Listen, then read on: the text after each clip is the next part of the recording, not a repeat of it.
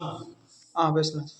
அனைவருக்கும் வணக்கம். எங்க ஸ்கூல்ல எங்க பசங்க கண்டுபிடிச்ச ஒரு கண்டுபிடிப்பை இந்த வெஸ்ட், அதாவது பாதுகாப்பு உபகரணத்தை போட்டுக்கிட்டு எப்படி மேலே ஏறி அங்கிருந்து கீழே விழுந்தாலும் உயிர் போகாத அளவுக்கு நம்ம எப்படி பாதுகாப்பா இருக்கலாம் அப்படிங்கறத எங்க பசங்க கண்டுபிடிச்சிருக்காங்க.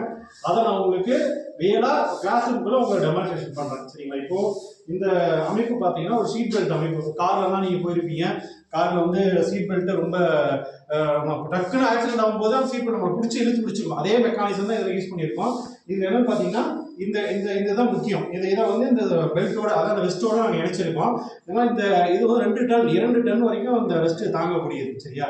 இந்த 2 டன் தாங்கக்கூடிய வெஸ்ட்டை நீங்க எவ்வளவுதான் ஒரு 70 அடி 80 அடியிலேருந்து மேலே வந்து கீழே வந்தாலும் அப்படியே உங்களை அந்த வெஸ்ட்டை இழுத்து பிடிச்சி வச்சுக்கும். இதோட மேலே வெஸ்ட் இழுத்து பிடிச்சி சரி எப்படி செயல்படுது அப்படிங்கிறத நம்ம பார்க்கணும். இப்போ வந்து எங்க மாணவன் வந்து இது எனக்கு பொறுமையா இந்த வெஸ்ட் அப்படி இழுக்க போறாப்ப பொறுமையா இருக்கும்போது நான் மேல மரத்துல ஒரு உச்சியில இதை வந்து அந்த கொக்கியை மாட்டிட்டு, இதை பாருங்க இந்த கொக்கி இருக்கு, இந்த கொக்கி வந்து உச்சியில மாட்டிட்டு பொறுமையா அதை மேல வந்து கீழே மேலே கட்டியுமே விளக்கு மரம் மேல வந்து கீழே தான் இறங்குவாங்க.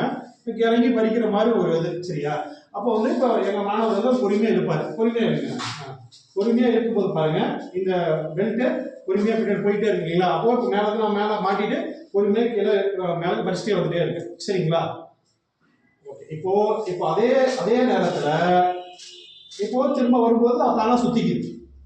இப்போ வந்து எங்க மாணவன் வேகமா இப்போ திடீர்னு ஒரு எதிர்பாராதமா ஒரு கலையோ இல்லை வந்து கை பிடிக்கிறது சரியா நம்ம உடம்பு சரியாம திடீர்னு கீழே விழும்போது என்ன ஆகுது பார்ப்போம். இப்போ எங்க மாணவன் ரொம்ப வேகமா இழுக்கு போறாப்ப, ஃபோர்ஸ் சுத்தி இழுக்கு போறாப்ப என்ன ஆகுது பார்ப்போம்.